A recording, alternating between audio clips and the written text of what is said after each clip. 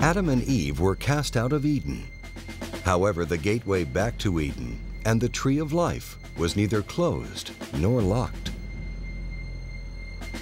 Instead, Jehovah Elohim sent a cherubim with a flaming sword to guard the entrance. The entrance to the Garden of Eden is the same door through which Adam and Eve departed. Humanity is not locked out of Eden, but a cherubim is left to grant entrance only to those whom have earned the right to return.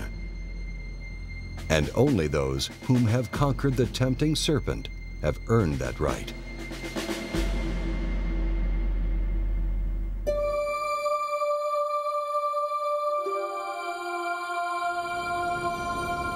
If you bring forth what is within you, what is within you will save you. But if you do not bring forth what is within you, what is within you will destroy you.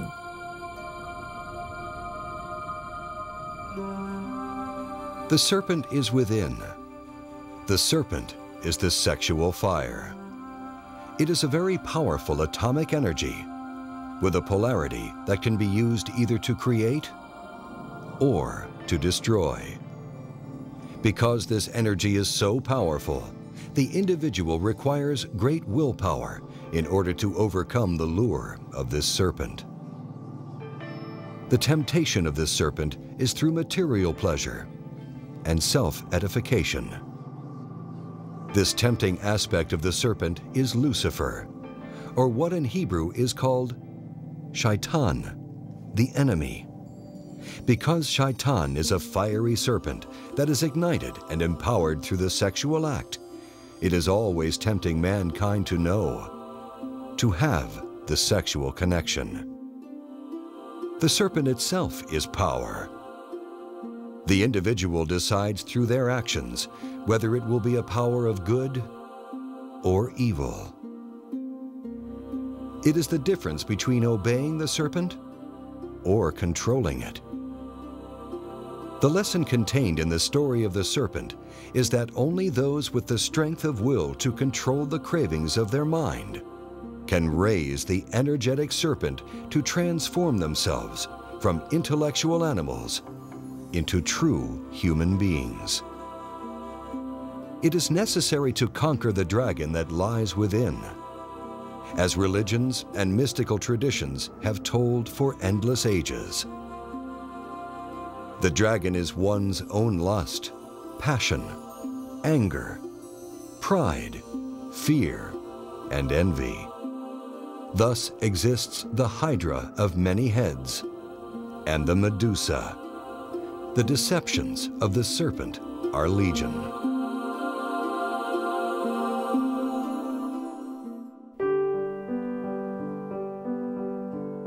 The great heroes and gods always have the serpent under their power, and it is the serpent who protects them and conquers their enemies.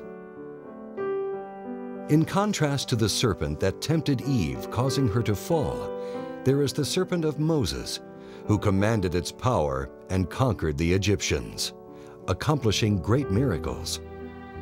The Egyptians had degenerated into black magic, and Moses appeared to deliver the true teachings. The Hebrew mem signifies water, shin is fire, and he is the womb.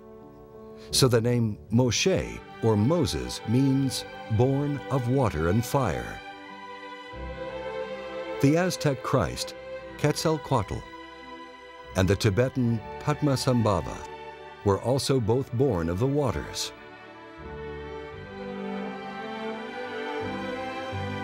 Unless a man be born again of water and the Spirit, he cannot enter into the kingdom of God.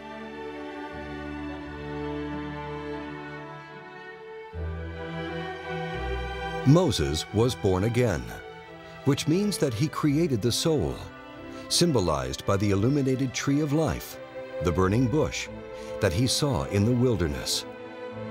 The enlightened tree unified him with his inner Father. Thus, he received the commands of God directly. Moses needed to free the people of Israel from Egypt. Egypt represents the degenerated mind of man, and the Pharaoh is the tyrant that jealousy rules over this man-made civilization of material power and desire. Israel is a compound word. Is from Isis, the Egyptian divine mother. Ra is the Egyptian divine father. And El is Hebrew for God.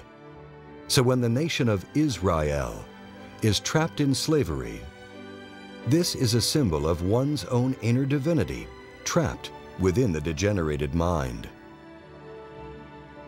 Moses was told to take the rod, the spinal column, the tree of life in his own body, and it became a serpent.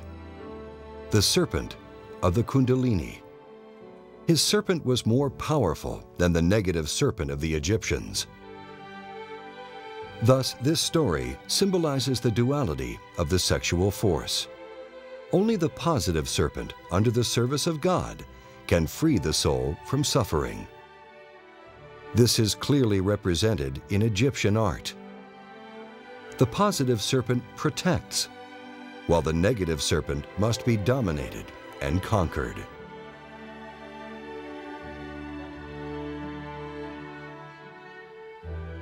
Sex can be lustful or chaste. Sex can create or destroy. Sex can be animal or worshipful. Sex can raise a fiery chariot to God or pave a road to the abyss. Sex is the natural function of the human being, but only sex as performed under the guidance of divine will. Sex performed under the guidance of the mind creates suffering, pain, and spiritual death. This is self-evident in those who seek happiness in sex. As with any desire of the mind, sexual desire can never be satisfied. Desire is never satisfied by the enjoyment of lust, just as fire surely increases the more one gives it fuel.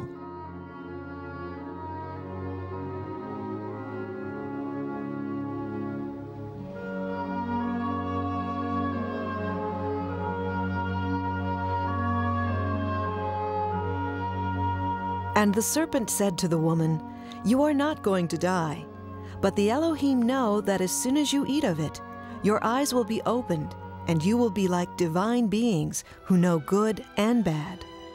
Whether the individual is in love or lust, the serpent is powerful because all of the blood is circulating with that fire within the body. And when two people unite sexually, the internal polarity is balanced and enhanced. A tremendous energy is excited that permeates the couple with the power to create. This is the fire of the Holy Spirit, as demonstrated by the tongues of fire raised above the apostles. This is the Hebrew character Shin, which represents the fire of God, the fire of the Holy Spirit, and the fire of the Christ. Shin, with its 3 points, embodies the 3 forces of creation. In this connection, the couple is appreciating the tree of knowledge, to know. To conquer the desire for the orgasm is to conquer the tempting serpent of Eve. As the serpent is always on the tree of knowledge of good and evil, this is the only place to conquer it and gain true knowledge through sexuality. When you unite male and female into one, then you will enter into the kingdom. The kingdom in Hebrew is Malkut. This is the first sephirah on the tree of life. It is where the real work physically begins, as man and wife. Humanity left Eden as a couple, and as a couple they must return. This is illustrated in the ancient acknowledgement of the need for both priest and priestess, the couple that must work together in order to reach perfection. Couples that conquer the desire to eat the fruit of knowledge internally gather up all of that energy. And gradually that energy can be used to create something within. Rather than feeding their own lust, they can restore their own inner Eve, the fallen serpent. And from there, they may then raise the serpent of the Kundalini. They can illuminate the tree of life, which exists within the human body, the spinal column, and they can create divine light within themselves and return to the direct knowledge of their own inner God.